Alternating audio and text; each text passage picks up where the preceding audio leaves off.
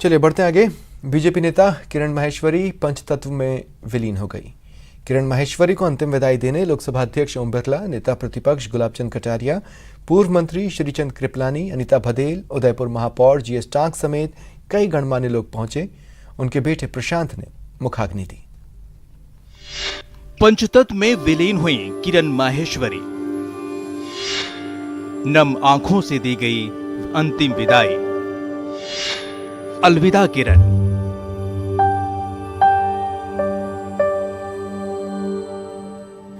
राजसमंद विधायक किरण माहेश्वरी पंचतत्व में विलीन हो गई। उदयपुर के रानी रोड स्थित मोक्ष धाम में किरण के इकलौते बेटे प्रशांत ने उन्हें मुखाग्नि दी। अंतिम संस्कार में किरण के परिजन और नजदीकी लोग शामिल हुए। इस दौरान कोरोना प्रोटोकॉल का पालन किया गया। सभी ने पीपीई किट पहनी थी। इससे पहले किरण माहेश्वरी को उनके निवास पर लोकसभा अध्यक्ष ओम बिरला, नेता प्रतिपक्ष गुलाबचंद कटारिया समेत प्रदेश बीजेपी के कई नेताओं ने श्रद्धांजलि दी। उन्होंने पूरे देश के अंदर महिला सशक्तिकरण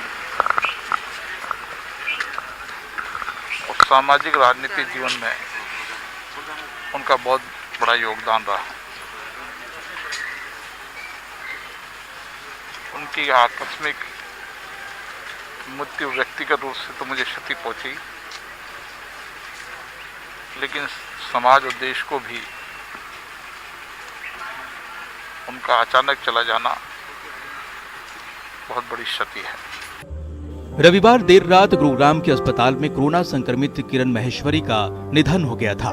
मंगलवार सुबह उनका पार्थिव शरीर उदयपुर स्थित उनके निवास स्थान पर लाया गया था, जहां समर्थकों और परिजनों ने कोरोना प्रोटोकॉल के तहत बीजेपी की उस किरण को श्रद्धांजलि दी, जो अब अनंत में विलीन हो चुकी हैं। उदयपुर से न्यूज़ 18 के लिए कपिल श्रीमाली की रिपोर्ट। और चलिए अब आपको दिखाते हैं किरण की कहानी 10 तस्वीरों की जुबानी। किरण की कहानी 10 तस्वीरों की जुबानी। तस्वीर नंबर 1।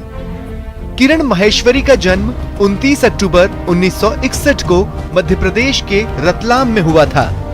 साल 1981 में उदयपुर के सत्यनारायण माहेश्वरी से विवाह हुआ। तस्वीर नंबर 2। साल 1992 में किरण माहेश्वरी को राज्य कल्याण बोर्ड का सदस्य नियुक्त किया गया, जिसके साथ ही उनके राजनीतिक करियर की भी शुरुआत हुई। तस्वीर नंबर 3। साल 1994 में उन्हें बीजेपी ने अपना पार्षद प्रत्याशी बनाया। चुनाव जीतने पर उन्हें उदयपुर का मेयर नियुक्त किया गया। माहेश्वरी ने उदयपुर में पहले महिला सरकारी बैंक की स्थापना की। माहेश्वरी इसकी संस्थापक अध्यक्ष बनी। तस्वीर नंबर 4। साल 2000 तक किरण माहेश्वरी का कद प्रदेश बीजेपी में काफी बढ़ गया था और माहेश्वरी महिलाओं में काफी लोकप्रिय नेता के तौर पर उभर रही थीं। इसके बाद उन्हें बीजेपी महिला मोर्चा का प्रदेश अध्यक्ष नियुक्त किया गया। तस्वीर नंबर 5। साल 2004 में किरण माहेश्वरी को बीजेपी ने राजसमंद से अपना प्रत्याशी बनाया। कांग्रेस के दिग्गज नेता गिरिजा व्यास को हराकर किरण माहेश्वरी सांसद चुनी गई। बीजेपी ने उन्हें संगठन में राष्ट्रीय सचिव की जिम्मेदारी सौंपी। तस्वीर नंबर 6। किरण माहेश्वरी की लोकप्रियता दिनों दिन बढ़ रही थी, जिसके बाद में बीजेपी ने साल 2006 में उन्हें महिला मोर्चा की राष्ट्रीय अध्यक्ष नियुक्त किया। तस्वीर नंबर 7। साल 2008 में किरण माहेश्वरी ने सांसद पद से इस्तीफा दे दिया। माहेश्वरी ने राजस्थान विधानसभा का चुनाव लड़ा और राजसमंद से विधायक बनी। तस्वीर नंबर 8। साल 2009 में बीजेपी ने किरण माहेश्वरी को अजमेर लोकसभा सीट से अपना उम्मीदवार बनाया। हालांकि इस चुनाव में उन्हें कांग्रेस पार्टी के प्रत्याशी सचिन पायलट से हार का मुंह देखना पड़ा। तस्वीर नंबर 9। किरण माहेश्वरी विधायक रहते हुए लगातार संगठन में एक्टिव रही। इसका नतीजा रहा कि उन्हें साल 2011 में बीजेपी की राष्ट्रीय महासचिव नियुक्त किया गया। तस्वीर नंबर 10। किरण माहेश्वरी साल 2013 में एक बार फिर राजसमंद विधानसभा सीट से विधायक बनी। इस बार माहेश्वरी ने 30,000 से अधिक वोटों के अंतर से जीत दर्ज की थी। ऐसे में प्रदेश बीजेपी सरकार में उन्हें उच्च शिक्षा जैसा महत्वपूर्ण विभाग देकर कैबिनेट मंत्री का दर्जा दिया गया। झालावाड़ से खबर मिल रही है रफ्तार के कहर की। बड़ी खबर है, हादसा बेहद दर्दनाक, कार और मिनी ट्रक में जोरदार टक्कर हुई है। 4 लोगों की मौत की खबर है, 4 लोग घायल हुए हैं जिन्हें जिला अस्पताल में भर्ती कराया गया है। असनावर के तेलियाखेड़ी इलाके में ये दुर्घटना सामने आई। असनावर मंडावर पुलिस मौके पर पहुंची है। माफ कीजिएगा, एक इंफॉर्मेशन मैं करेक्ट करना चाहता हूं। हादसे में 3 लोगों की मौत की खबर है और 4 लोग घायल हुए जिन्हें अस्पताल में भर्ती कराया गया। ज्यादा जानकारी के लिए बात करेंगे सहयोगी तरुण से। तरुण, क्या जानकारी है, हादसे की वजह सामने आई? ये हादसा झालावाड़ से जो अकलेरा का हाईवे है जो कि भोपाल को जोड़ता है, उस पर असनावर थाना क्षेत्र के तेलियाखेड़ी इलाके में हुई है। बताया जा रहा है कि एक कार थी, अल्टो कार है, और उसको मिनी ट्रक जो 460 ट्रक है उसने जोरदार टक्कर मारी है।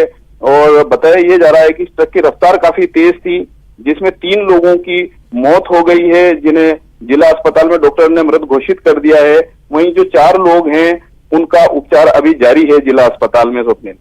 हाँ तरुण, हादसे की वजह?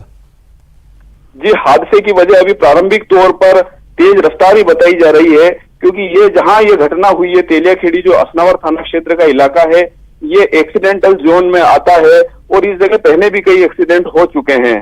सारे मामले की जानकारी मिलने पर चूंकि असनावर पुलिस थी वो भी आज चुनाव ड्यूटी में थी, इसलिए पास के ही मंडावर थाना पुलिस को पहले मौके पर पहुंचाया गया और घायलों को झालावाड़ जिला अस्पताल भिजवाया गया।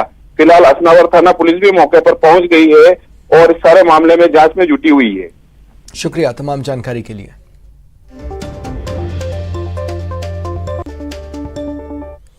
अगर आप पिंक सिटी में नया आशियाना खरीदने का सपना संजो रहे हैं तो ये खबर आपके लिए, क्योंकि राजधानी जयपुर में अवैध रूप से सरकारी नियमों को धत्ता बताते हुए फ्लैट्स या मकान बनाकर जनता को ठगने वाला गिरोह खासा सक्रिय है। लोगों को ठग रहे हैं प्रॉपर्टी डीलर, जेडीए के नियमों का कर रहे हैं उल्लंघन, आशियाने का सपना तोड़ रहे प्रॉपर्टी ब्रोकर। यदि आप जयपुर में आशियाना बनाने का सपना संजोए हुए हैं तो सावधान हो जाइए, क्योंकि जयपुर विकास प्राधिकरण के नियमों को अनदेखा कर प्रॉपर्टी डीलर इन दिनों जमीन और फ्लैट बेच रहे हैं। प्रॉपर्टी ब्रोकर जेडीए की ओर से मिले G+1 सिंगल यूनिट फ्लैट निर्माण के नियमों का उल्लंघन कर आसपास की जमीन पर भी अवैध फ्लैट का निर्माण कर लोगों को बेच रहे हैं। उसके बाद जेडीए की ओर से होने वाली कार्रवाई में लोगों की गाढ़ी कमाई से बने आशियाने भी टूट रहे हैं। जयपुर शहर में एक नया ट्रेंड देखने को मिला है, जिसमें कुछ लोग जो आवासीय भूखंड हैं जिन पर G+1 के आवासीय सिंगल यूनिट अलाउड है, वो ऐसे भूखंडों को आसपास के 3, 4, 5, 6 भूखंड मिलाकर सेटबैक्स का वायलेशन करते हुए विदाउट परमिशन फ्लैट्स बनाकर सेल कर रहे हैं। जयपुर में प्रॉपर्टी ब्रोकरों का एक बड़ा गिरोह सक्रिय है, जो सस्ते दामों पर विवादित प्लाट खरीदता है और बिना जेडीए की अनुमति से निर्माण कर लोगों को बेचता है। नवंबर महीने में जेडीए ने कार्रवाई करते हुए ऐसे सैकड़ों फ्लैट्स को सीज किया है। कई बिल्डिंगों में तोड़फोड़ और उन्हें सीज करने की कार्रवाई की है और लगातार नियमों की अनदेखी कर बने निर्माण को गिरा रहा है। जेडीए ने लोगों से अपील की है कि कोई भी प्रॉपर्टी खरीदने से पहले जेडीए से मिले अप्रूवल की जांच जरूर कर लें। 2 दिन पहले भी 52 फ्लैट सीज किए गए थे। आज भी कुछ बिल्डिंग्स में सीजर की कार्रवाई की जा रही है। इनका उद्देश्य यह है कि अवैध रूप से जो निर्माण है उन पे रोकथाम हो और साथ ही ऐसे लोग जो फ्लैट्स और यूनिट्स बनाकर बेचान करते हैं तो खरीदारों के साथ चीटिंग ना हो। आपके माध्यम से मेरा सबसे यही आग्रह है कि जयपुर शहर में फ्लैट या प्लॉट खरीदने से पहले ये जरूर देखें कि क्या वो प्रोजेक्ट जो है, बिल्डिंग का प्रोजेक्ट है या लेआउट कॉलोनी का प्रोजेक्ट है, वो जेडीए द्वारा अप्रूव्ड है या नहीं, और उसके टाइटल, उसका भूमि स्वामित्व क्लियर है कि नहीं। जल्दबाजी में बिना रिकॉर्ड चेक किए गलत प्रॉपर्टी खरीदने से अच्छा है कि उसे खरीदने से पहले उसके सारे कागजात दुरुस्त हों, ताकि आपकी गाढ़ी कमाई पर देर सवेर कानून का बुलडोजर न चले। इसलिए आशियाने का सपना पूरा करने से पहले सावधानी जरूरी है। जयपुर से न्यूज़ 18 के लिए लवली वाधवा की रिपोर्ट। रुकते हैं ब्रेक के लिए। न्यूज़ 18 राजस्थान की खबर का बड़ा असर हुआ है। एमबीएस अस्पताल के ब्लड बैंक में अब खून का टोटा दूर होने जा रहा है। यूडीएच मंत्री शांति धारीवाल की पहल पर अगले कुछ दिनों में 10,000 यूनिट ब्लड का स्टोरेज होने जा रहा है। आज जिला कलेक्टर, आईजी, मेडिकल कॉलेज के प्राचार्य, अस्पताल अधीक्षक की मौजूदगी में हड़ौती विकास मोर्चा के पदाधिकारियों और कार्यकर्ताओं की पहल पर विशाल रक्तदान शिविर का आयोजन हुआ।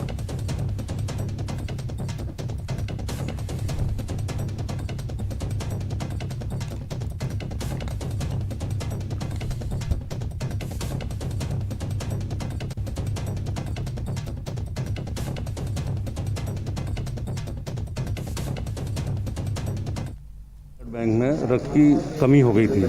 थैलेसीमिया के बच्चे, सीवियर एक्सीडेंटल केस और डिलीवरी केस, इनके लिए 4-5 दिन बाद इस तरह की स्थिति हो गई थी कि ब्लड डोनेशन उनको ब्लड नहीं मिलता। इसकी जैसी जानकारी धारीवाल साहब को मिली, उन्होंने हमें निर्देश दिए कि कोटा में इसको एक मुहिम की तरह आप स्टार्ट करें। तो आज 1 तारीख से हमने इसको मुहिम की तरह स्टार्ट करा है। आज हमने पहला कैंप लगाया है, लोगों को हमने मोटिवेट किया है।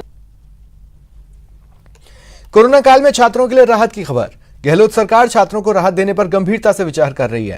पहले सरकार ने 60% तक कोर्स कम किया, अब पासिंग मार्क्स 33 के बजाय 26 करने पर गंभीरता से विचार हो रहा है। पाठ्यक्रम के बारे में सोचिए, पाठ्यक्रम भी हमने 60% और 70% सीबीएसई का किया, लेकिन फिर भी वर्किंग डेज कम हो गए। तो ऐसे में हमको सेलेक्ट करना पड़ेगा कि किस मॉडल के ऊपर हमको चल करके बच्चों का साल बचाना है। तो इसलिए हमने अधिकारियों को कहा कि आप एक्सरसाइज कीजिए कि इसमें से कौन से प्रमुख टॉपिक हैं जो बच्चों को पढ़ने के लिए दिए जाएं, कैसे दूरदर्शन से, रेडियो से, स्माइल प्रोजेक्ट से, ई कक्षा जो प्रोजेक्ट हमने लागू किया उसके माध्यम से पढ़ाया जाए, कैसे इनके परसेंटेज पासिंग मार्क्स में भी थोड़ी बहुत रियायत दी जाए। जयपुर में कोरोना संक्रमितों की बढ़ती तादाद ने प्रशासन की नींद उड़ा दी।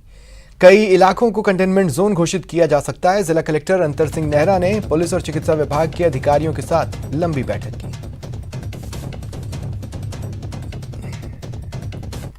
पहले जो था उसको डाल दिया वापस। पहले यह था कि जो कंटेनमेंट जोन की जो गाइडलाइंस पहले से थी वो लागू रहेंगी, हर ऑर्डर में था।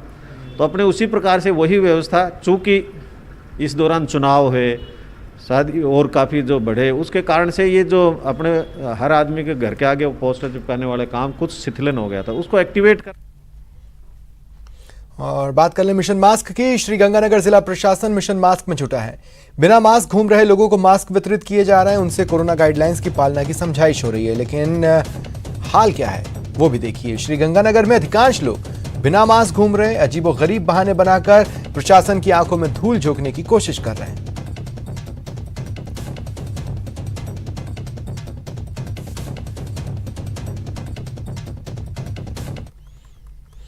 जोधपुर शहर में भले ही नगर निगम चुनाव में कुर्सी की लड़ाई खत्म हो चुकी हो, लेकिन चुनाव के बाद अब किस्सा कमरे का शुरू हो चुका है।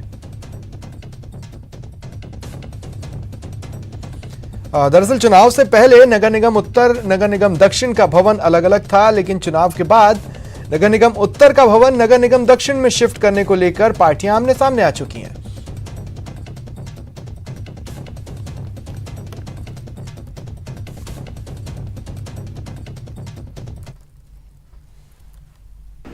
जैसा कि माननीय मुख्यमंत्री महोदय ने परसों जो घोषणा करी थी कि दोनों निगम एक ही बिल्डिंग में चलेंगे, उसमें कार्रवाई हमने शुरू कर दी है। कोशिश ये रहेगी कि नॉर्थ एंड साउथ का सेपरेशन रहे, स्टाफ का भी और ऊपर तक भी, और दोनों के में सिमेट्री रहे। इसी तर्ज पर मैं और हमारे डीसीज मिल करके कार्रवाई कर रहे हैं और अगले 2 दिवस में हम इसका निर्धारण रूम्स का करके और जल्द से जल्द नॉर्थ को भी यहाँ शिफ्ट करने की कार्रवाई शुरू कर देंगे। नगर निगम चुनाव के बाद दोनों ही पार्टियों का बोर्ड तो बन चुका है, लेकिन अब नया विवाद आया है भवन को लेकर। नगर निगम उत्तर का भवन नगर निगम दक्षिण में शिफ्ट हो रहा है।